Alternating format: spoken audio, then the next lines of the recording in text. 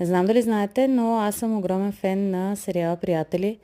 До момента съм правила книгоразделител, обици, ключодържател, а сега реших да направя и колие.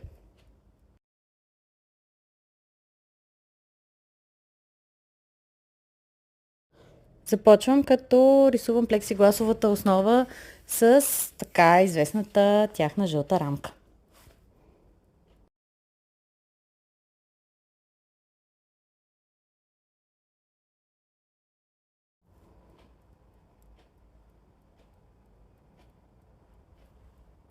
Разпробивам я на две места.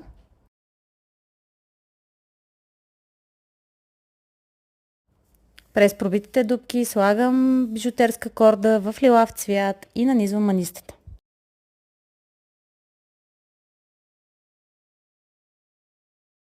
След големите цветни маниста слагам и малки такива, които са от планински кристал.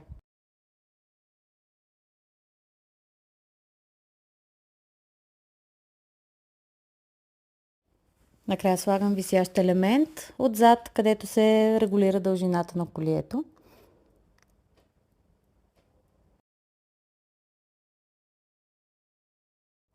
И прикрепям веришката към манистата.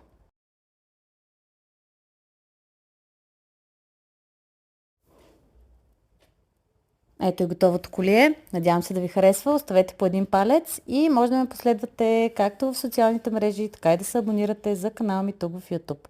Чао!